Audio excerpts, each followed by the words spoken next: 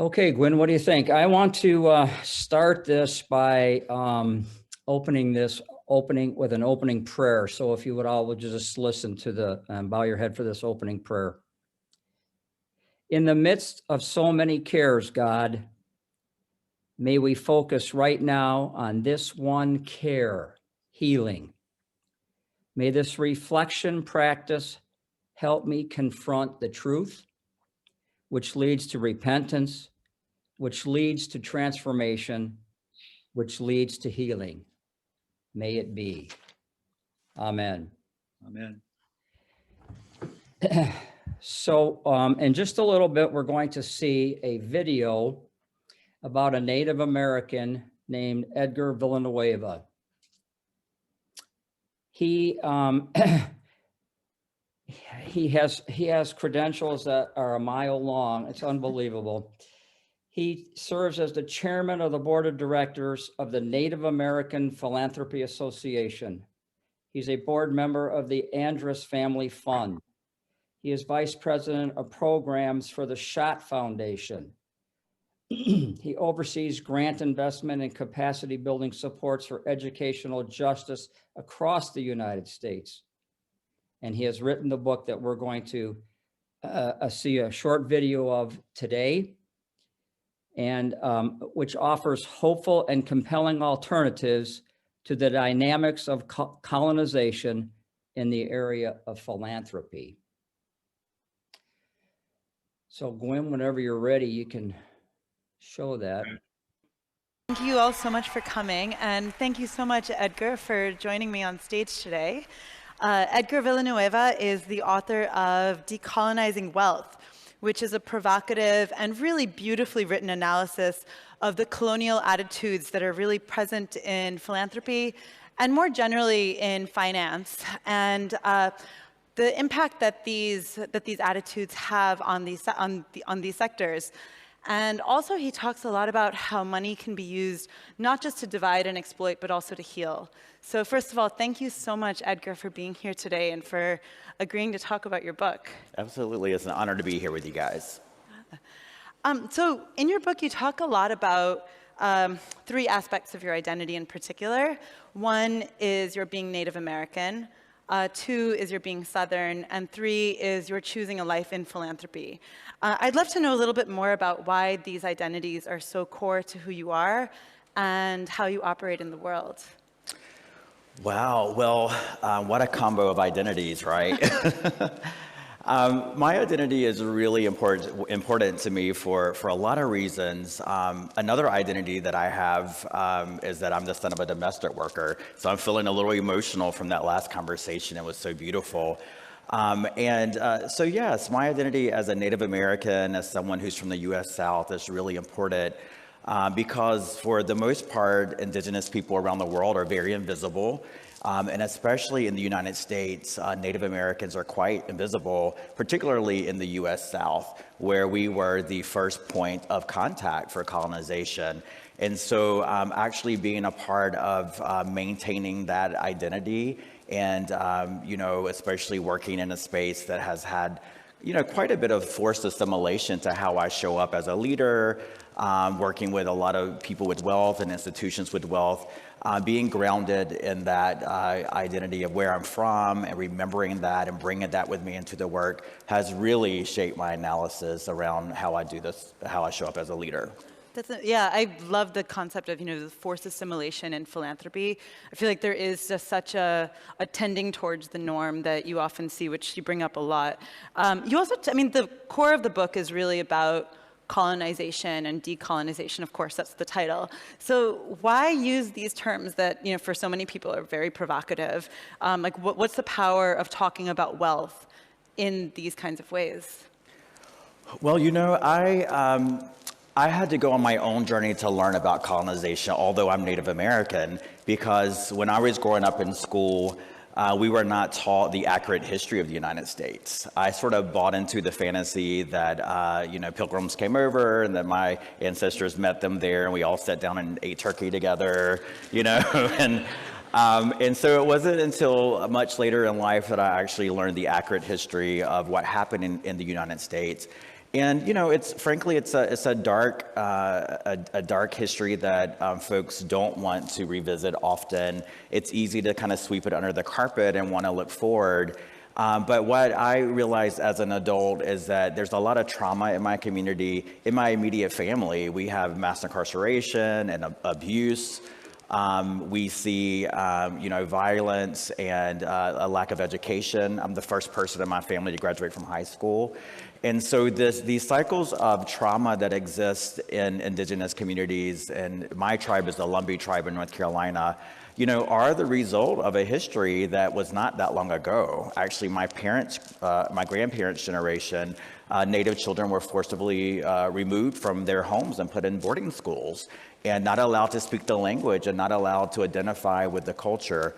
And so those types of atrocities, colonization is absolutely an atrocity, have lingering impacts. And as we're thinking about the future and talking about progress, we have to do that with the lens of, well, what is the historical context of the issues that we're trying to solve? Because that history, whether we are honest about it, whether it makes us uncomfortable, whether we are kind of agnostic to it, the history happened and it is absolutely connected to the problems that we're trying to solve current day. How do you think the history is connected specifically to philanthropy? So, in philanthropy, there's a lot of manifestations of what I call the colonizing virus. So we often think of colonization as something in the US that started 500 years ago. And it's often something that we think of with pride.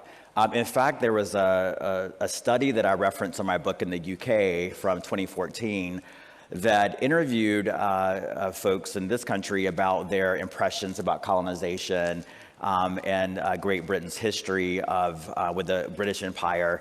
In the 20s, not that long ago, this country controlled a third or a fourth of the world's population and controlled about a fifth of land. And most people responded, about 59% of those respondents in that survey said that colonization was a good thing and the world is better off. And so there's a mindset that I liken to a virus that still is being perpetuated. And it shows up in our policies and our systems and who gets to be a leader, who is esteemed as an expert, who gets to control, allocate, and manage wealth. And so as it pertains to philanthropy, colonization was about accumulating wealth, right? And so fast forward to present day with foundations and folks who are investors, there's a history there about how that wealth was accumulated, right? On whose back was that wealth earned? And now we are part of these institutions and making decisions about how that money is given out. And where we see those colonial dynamics showing up is one, who gets to make decisions around how investments are managed, who gets to allocate that money, and who's benefiting from that money. We see still a very small percentage of philanthropic dollars being invested in communities of color. And I feel that that's, thank you.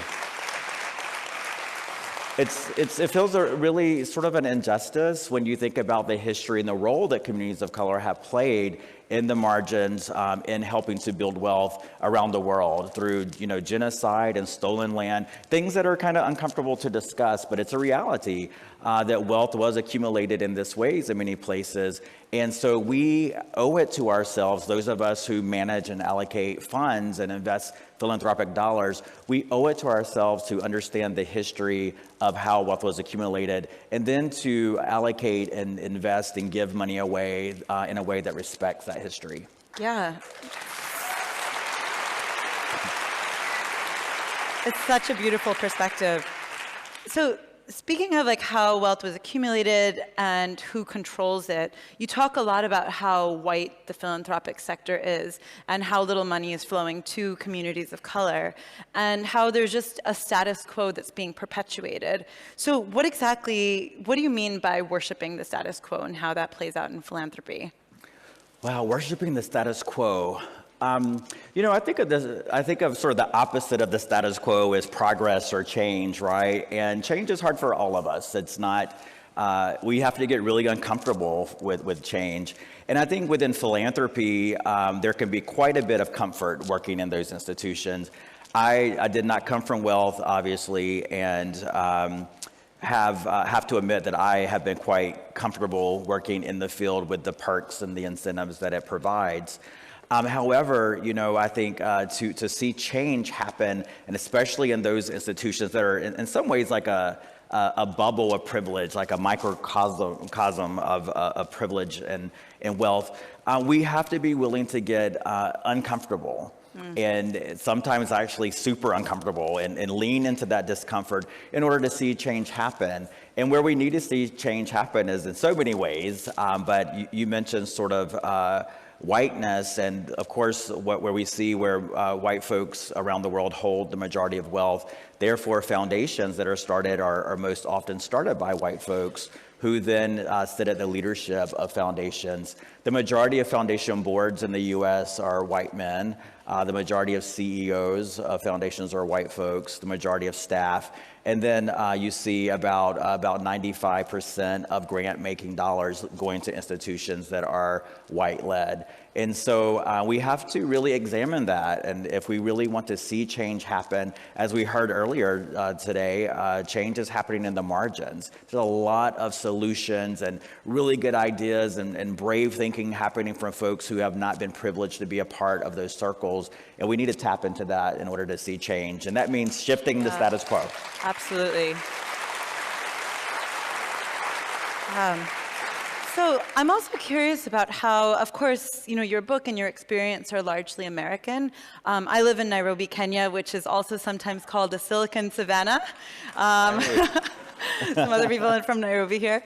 And so it's called the Silicon Savannah sometimes because of the large number of social enterprises there and a lot of the change making that's taking place. Though even within those circles and even within who gets funding there, I feel like I see a lot of these themes that you're mentioning be replicated over there.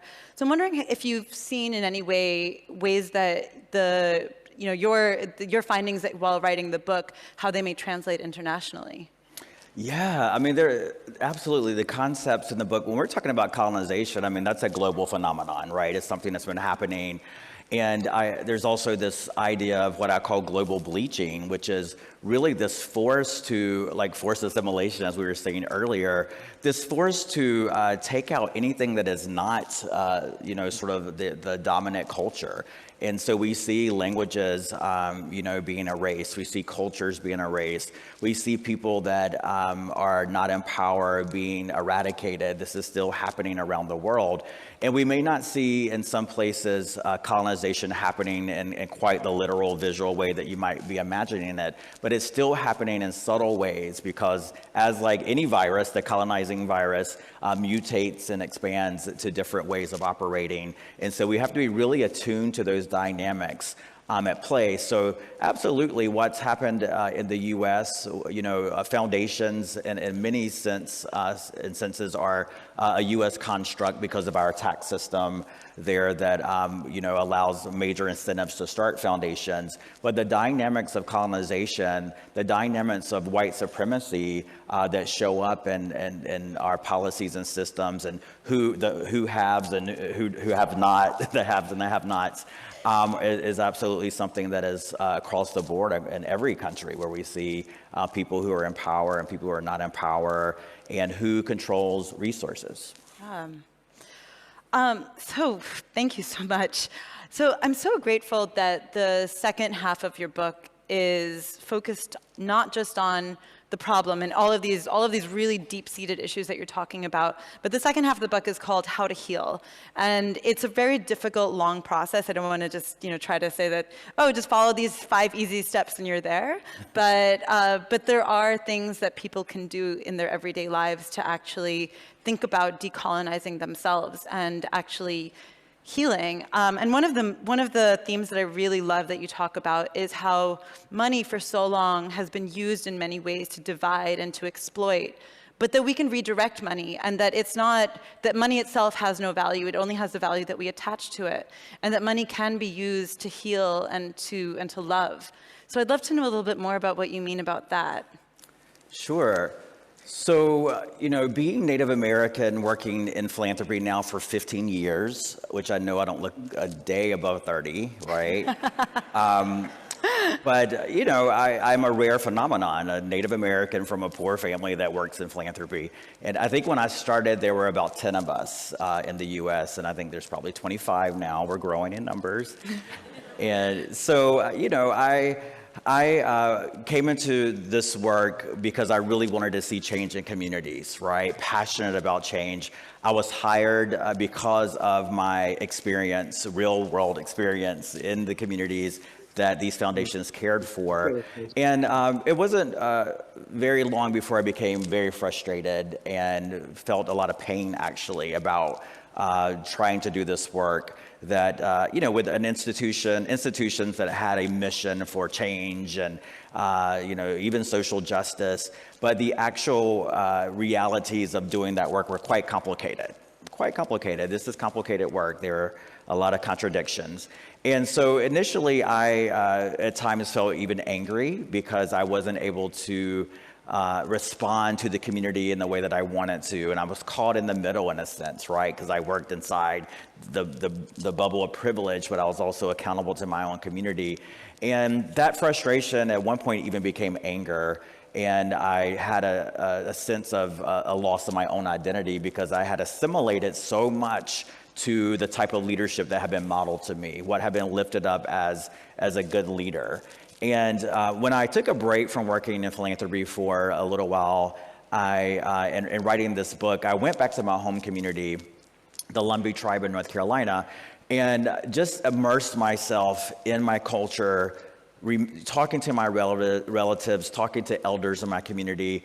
And I asked questions like, what is philanthropy? No one knew what that word was. Like, what does that word mean? But what I realized, during that time is that the way out of this for all of us, not just for me, but for all of us, the way out of this was really an indigenous perspective, indigenous wisdom of really understanding that we all have a gift, a contribution, right? And I know that in the audience tonight, you all are entrepreneurs and you have a gift and a calling, something that you feel really led to do to make the world a better place. And I was conflicted because I was like, my gift is like moving money. Like, isn't money like bad and dirty, or like there's a lot of negative connotations with that? And I had an elder to say to me that the medicine that had chosen me was money. And in my culture, we say that you don't choose your medicine, the medicine chooses you. And so I had this paradox moment where I had to understand that the medicine that chose me was money. And by medicine, what we mean in our culture is that something that is sacred, something that is brings balance to you, something that's a life-giving force for your vehicle for change in the world. And so at the moment that I realized that it wasn't about the money was neutral. Money is just a proxy for relationships. It's just it's a symbol for something. Money has been used wrong in the past. It's been used to dominate, to oppress, to separate, to divide. But we all have a choice that we can make, that we can use money as medicine. We can use money to facilitate healing, connection, belonging, and actually responding to the harm and the trauma that has been left behind from colonization by moving money in ways that help to heal that past, by moving money to where the hurt is the worst, and that is in communities of color. That's so beautiful. Thank you. So that leads me so well into this quote that I have from your book regarding proximity, which was actually, I believe, last year's Skull World Forum theme about the power of proximity. And you talk about, just being in communities. So you write, deep, authentic knowledge does not come from reading statistics or reports. It doesn't even come from a site visit to a community center or interviewing someone from the affected community.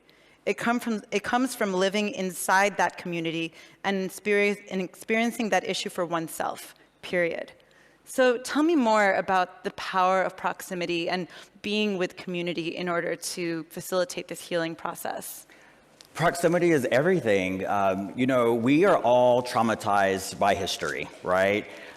Even folks who may be descendants of colonizers, there's trauma that is left behind with all of us by subscribing to that idea of dominance, of oppression, for participating in various ways, however our ancestors may have been a part of that, right?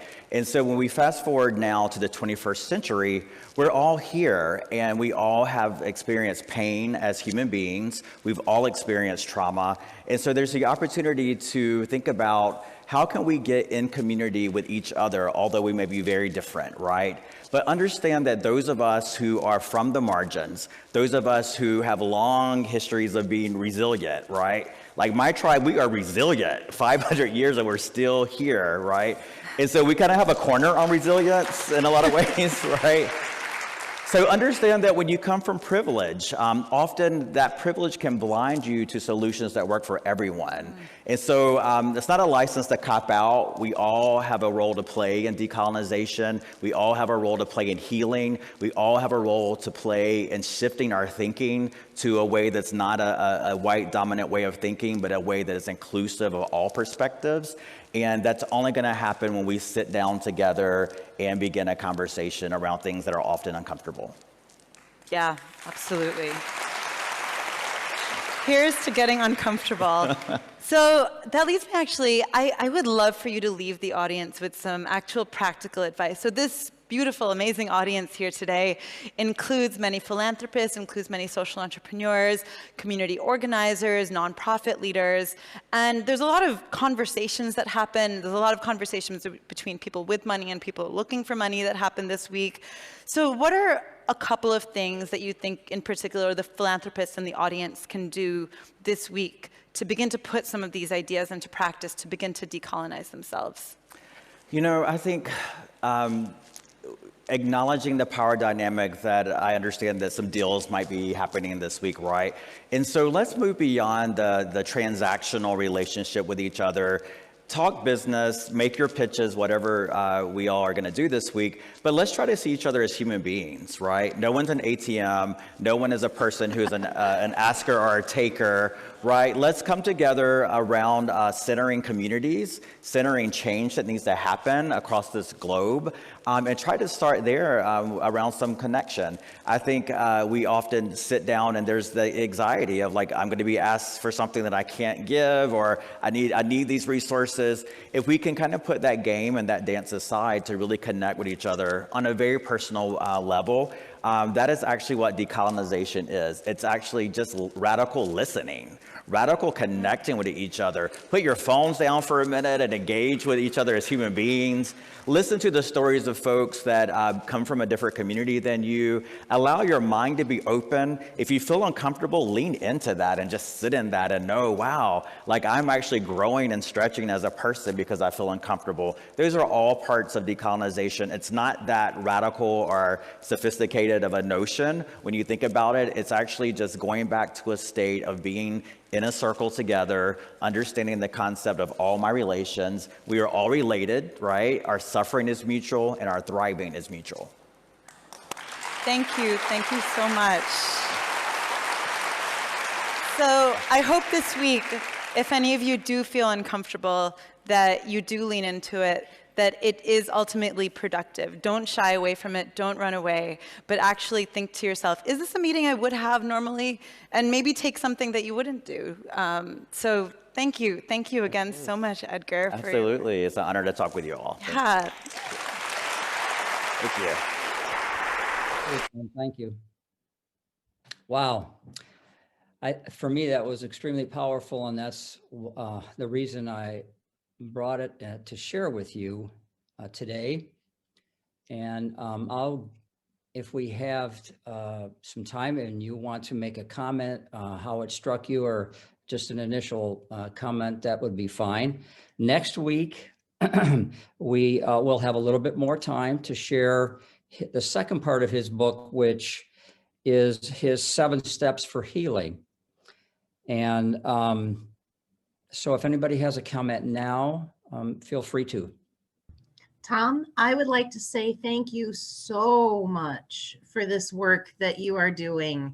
And I agreed with pretty much every word that was said. And, you know, I do have hope. I know I've been kind of Debbie Downer throughout this whole topic, but I have so much hope. I really do. And I don't know. There's just, if those of us that are speaking the truth speak louder, that's the key. Because there's more people in this world that operate from love than there are who operate from fear or any of these other things. And the understanding that he talked about, you know, and that's really what's needed. And you don't heal without understanding. You just don't. But anyway, I just want to say thank you so much, Tom. Ken? As I was watching, I kept hoping he would give more specific examples. It was abstract, and I didn't disagree with anything he said, but I wanted to say, okay, give me some specific example of how this might happen, just from your experience, and perhaps when we talk next week, maybe that's the direction things may go. But I'm trying to imagine this in a more concrete way beyond the abstract. Well, I think you're right, Ken. And as a matter of fact, I have read his book twice. And I'm trying to prepare myself, and I kept saying, well, give me some examples. What can we do? But there's a part in his book that says, this is not a book on economics or money. To become a good philanthropist, we have to go through a process of healing. And that's what he's trying to tell us.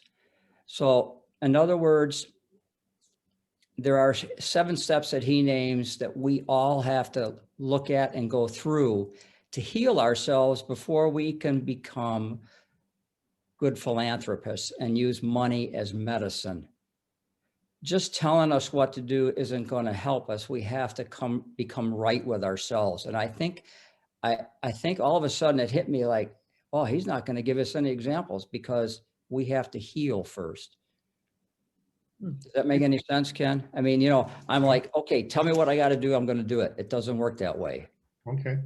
Anybody else have any?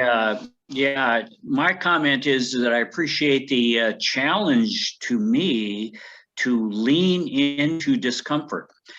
Typically, I like to flee from discomfort, but I think it's important that I hear and listen to challenging ideas, to challenging experiences that I don't know anything about, and if that makes me uncomfortable, even better.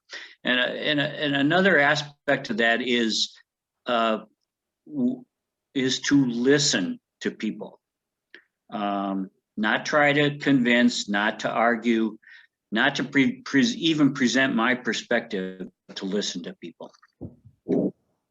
I've mentioned this to some of you that I'm in the process of reading My Grandmother's Hands.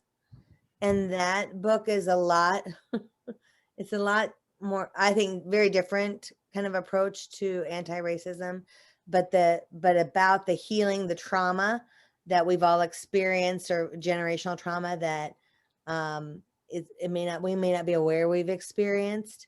And then not only people of color, but white people that have witnessed or maybe perpetrated the violence, they have also experienced that trauma. I don't know, I would highly recommend it. It's very different. You have to have very open mind, and there's a lot of experiential exercises that he asks you to go through. And it was written by a gentleman that actually is from the Twin Cities. Yes, there it is, Jerry. Thank you. Yeah, I've read it as well, and Steve is in the middle of it right now. Yeah, I just pulled this off our coffee table. Yeah, it's Nice. really good. It's been very helpful for me. I think it's going to be one of those that I'll have to go back to time and time again. You know, one of the things he said, Sharon, was that we are all suffering from trauma, historical trauma, even us white folks. Even as white folks. Yep. And not to take up space in the room about our trauma, but to recognize how our trauma maybe continues to traumatize others because we react, you know, whenever we're in that space. I think anyone that wasn't traumatized on January 6th isn't paying attention. Yeah. So we all know now trauma, you know, how did that feel? Well, gosh, imagine feeling like that a lot, you know? So we I'm all, still traumatized from yesterday. well, yeah, there's that too. I'd like to, this is such an interesting discussion, and I think there's a really, really important point that's running around in my brain right now about this discomfort. When we as a church started to consider reparations, to the point that all of us are traumatized, there were people in our community who said, I am not prejudiced, I'm not a racist, but I had incredible hurdles to overcome. And these are white people. I had incredible hurdles to overcome, but I overcame them, and no one gave me any extra money like you're talking about doing in reparations. So I think just what I would put out there is that is a perfect example of what we were just talking about. There's no one on this Zoom call that has not been traumatized, not one of us. But there is only Chris, and I don't think Jermaine is with us. Estella may still be here, go through the same traumas just as a human being, but they also were traumatized by an entire system of racism. So it's fine to say that we're all traumatized and we all need help and we all need, you know, to do whatever. But if that becomes an excuse to have blinders on and not see the systemic traumatization that happened to anyone that didn't have the color of skin that I have, then our whole enterprise falls apart. We have to be uncomfortable and acknowledge that we've been traumatized, but not in the same way as people of color in this country.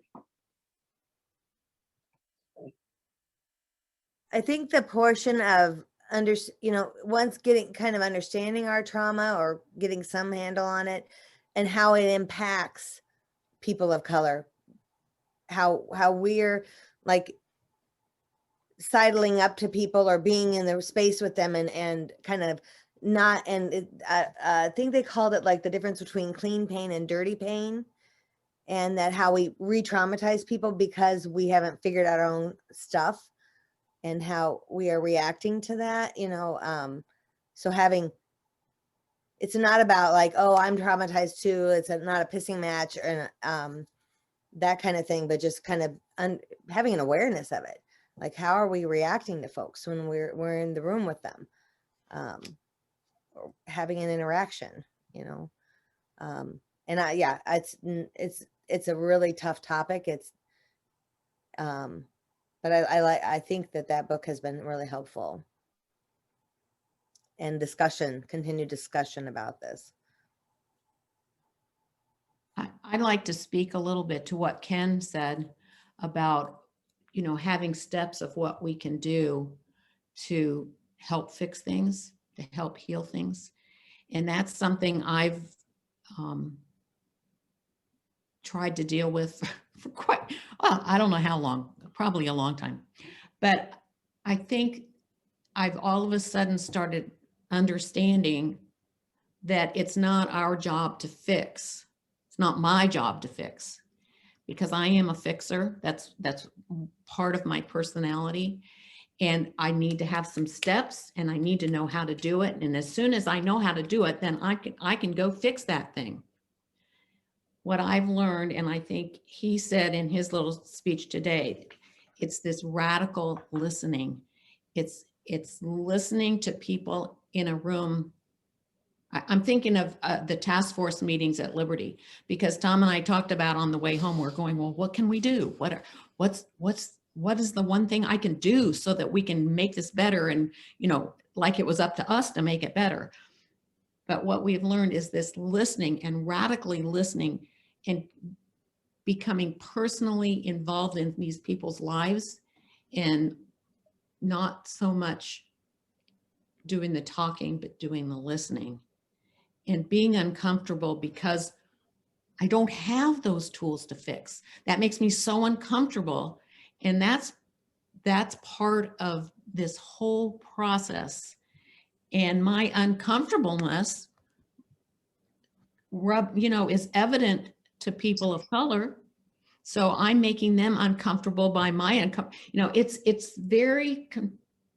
a very different approach than I ever thought. And I think I've started reading more and more things that all speak to this same issue. And the more I've studied and the more little, because in this pilgrimage, we have all sorts of short readings every week and short videos, and they all are coming from different places, different from an indigenous point of view, from Chinese point of view, from Latinx point of view. They're all kind of saying the same thing. So it's a real journey that I thought would be a lot easier, but It's not. it's not. But I think the prayer that Tom opened with really says it. It says, in the midst of so many cares, God, how may we focus right now on this one care, healing. May this reflection practice, which is what we're all doing, help me confront truth. And once we confront truth, then it leads to repentance, which then leads to transformation, which then leads us to healing. May that be. So in the confines of time, perhaps we should think about some other questions that we might have for next week. We will be looking at the second part of his book about the 7 steps to heal. There are a couple other stories that I wanted to relate of his life. And one has to do with that in his native tribe, they never gave anybody a name. But he met an Ojibwe medicine man in Denver once when he was doing something out there, and this man gave him a name. And I will relay that story to you because it's fascinating and what it means. And I kind of think that Pastor Gwynn, even though I'm not a medicine man, I'm going to give you the same name, Negani Banishi. And next week, tune in and I'll tell you what it means. Negani Banishi. Thank you all for coming, and we'll see you next week.